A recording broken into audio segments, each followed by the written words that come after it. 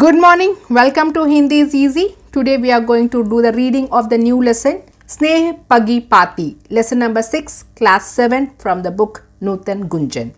If you still not subscribed my channel, please subscribe my channel and recommend among your friends circle. If you have any clarification or feedback, please do put in the comment section. I surely reply back.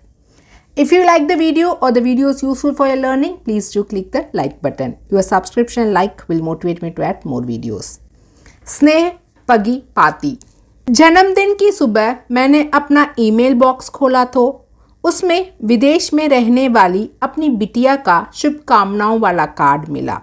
एकदम सही दिन और सही समय। मैं कुछ देर उसे देखती रही और फिर वह कंप्यूटर स्क्रीन से गायब हो गया। मैं अपने माउस की एक क्लिक से उसे दोबारा स्क्रीन पर ला सकती हूँ, चाहूँ तो प्रिंट भी निकाल सकती हूँ, पर क्या उसमें अपनी बिटिया के हाथों का वह स्पर्श महसूस कर पाऊंगी जो उसके अब तक के भेजे कार्डों में महसूस करती रही हूँ। उसने ये कार्ड स्वयं ही भेजा है अथवा अपनी अति व्यस्त जिंदगी के कारण अपने सेक्रेटरी से ही बेचने को कह दिया है, ये भी निश्चय नहीं। कार्ड के नीचे उसके स्वयं के हस्ताक्षर तक तो है नहीं। कुछ समय पूर्व तक वह मेरे लिए उपयुक्त कार्ड ढूंढने के लिए बाजार कंगाल डालती थी। छपी इबारत में जो कमी रह जाती वह स्वयं जोड़कर पूरा करती।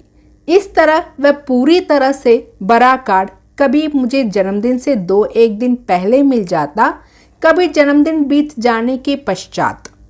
पर वह सारे कार्ड आज तक मेरी अलमारी में सहेज कर रखे हुए हैं, किसी अनमोल धरोहर की तरह। आजकल वह पत्र भी ईमेल से ही भेजती है। कोई काटा पीटी नहीं, हिस्सों की कोई गलती नहीं, एकदम साफ सुथरे। उसे पत्र लिखने का हमेशा से ही शौक रहा है, लंबे लंबे रोचक ढंग से लिखे पत्र। उसके पत्र इतने लंबे हुआ करते कि ऊपर नीचे हाशिए पर कुछ भी जगह ना छूटती, नाम लिखने तक की भी नहीं।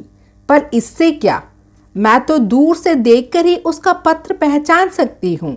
कभी कभी उसके पत्रों पर चॉकलेट, टॉफ़ी या मक्खन के चिकने निशान होते।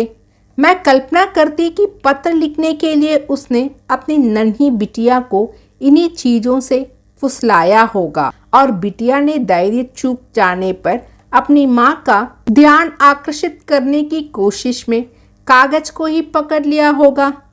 मैं उन निशानों पर अपना हाथ स्नेह से फिराकर उन गदबदे हाथों का स्पर्श महसूस करने का प्रयत्न करती। हाथ से लिखे उन पत्रों में लिखने वाले हाथों का स्पर्श हुआ करता था, मिठास और गर्माहट होती थी। बहुत कुछ अनलिखा भी बांच लिया जाता। हाईटेक जीवन शैली के युग में स्क्रीन पर उभर आई इन शब्दों की चाहे तो मेल पढ़ लूं, चाहे समाचार पत्र, दोनों ही सिर्फ संदेश वाहक होते हैं बस। हमारे बचपन में डाकिया का आगमन दिन भर का सबसे अहम हिस्सा होता था। दिन में 3 बार आता था डाकिया। डाक डालते समय अपने साइकिल की घंटी बजाता। बाहर से लौटा हर सदस्य एक बार लेटर बॉक्स में झांक अवश्य लेता। पिताजी दफ्तर से लौटते तो उनका पहला प्रश्न यही होता, कोई चिट्ठी आई क्या? सबसे अधिक प्रतीक्षा तो विवाहिता बहन के अपने ससुराल से लिखे पत्रों में रहती। परिवार का हर व्यक्ति उन्हें चाव से पढ़ता। माँ स्वयं न पढ़ पाने के कारण हम सब भाई बहनों से एक एक बार उस पत्र को अवश्य पढ़वाकर सुन लेती, पर इसके बावजूद उनकी श्रुता शांत न होती। गाँवों में पत्र बाँचने का काम प्रायः डाकिया ही कर दिया करता था और जरूरत पड़ने पर उत्तर भी वही लिख देता। कहा गया है कि खत का मजमून जान लेते हैं लिफाफा देखकर। पत्र पढ़ने के पूर्व ही काफी कुछ समझ लेते हम। कैसे चिड़का पत्र आया है तो चाची के बेटा हुआ है, कोना काटा कार्ड आया है तो मृत्यु समाचार है। यदि छात्रावास में रहकर पढ़ने वाले बेटे का पत्र आया तो अवश्य उसे पैसों की जरूरत आन पड़ी है, क्योंकि वैसे तो उसे अपनी अति व्यस्तता के कारण पत्र लिखने का समय ही नहीं मिलता। किसी को तत्काल सूचना देनी होती तो तार भेजा जाता, तार मिलने का कोई निश्चित समय नहीं होता था। देर रात को भी तार वाला आपकी सांकल खटका कर तार पहुंचा जाता, पर जब तक उसके द्वारा आगे बढ़ाए कागज पर हस्ताक्षर कर आप तार लें, तब तक दिल इतनी जोर से धड़कता रहता कि लिफाफा खोलना कठिन। घर के अन्य सदस्य भी घेरे खड़े रहते, सबके चेहरे पर एक ही भाव, क्या हुआ? क्योंकि ऐसा तार प्रायः दुखद समाचार के वाहक ही होते थे। हाँ, विवाह, पुत्र जन्म इत्यादि के मुबारकी तार भी हुआ करते थे। वह तो ऐसे अवसरों पर ही आते। रंग बिरंगे फूलों वाले इन तारों के नंबर निर्धारित थे, अतः अवसर विषय पर आए उन सब की इबारत एक ही रहती, बस प्रेषक का नाम ही मायने रखता। जब से सुना है कि तार बेचने का महकमा समेट दिया गया है, लगता है जैसे अपनी कोई बहुत प्रिय वस्तु ही खो गई है। टेलीफोन ने पहले तो तार का स्थान पकड़ा। आपके घर में नहीं है तो आस पड़ोस में तो होगा, अतः आवश्यक सूचना वहीं दे दी जाती। धीरे धीरे टेलीफोन की संख्या और प्रभाव बढ़ने लगा।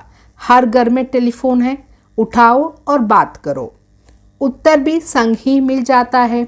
ये संदेह नहीं रहता कि तार अथवा पत्र पहुंचा कि नहीं।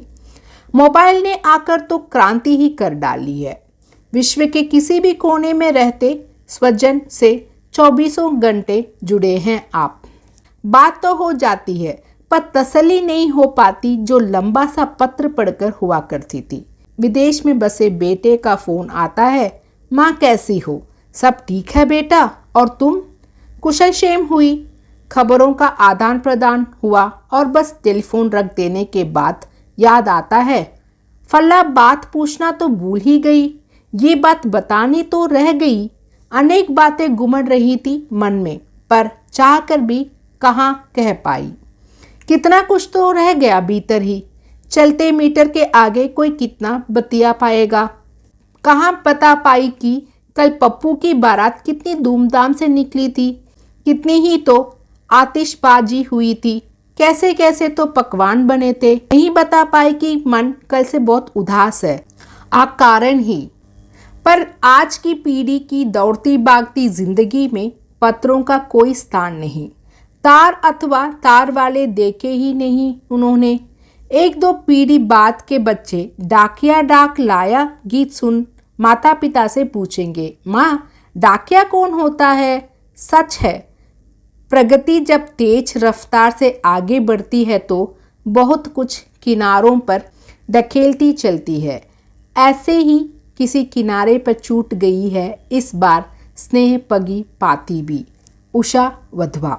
In the next video, we'll see the line by line explanation. Thank you, students.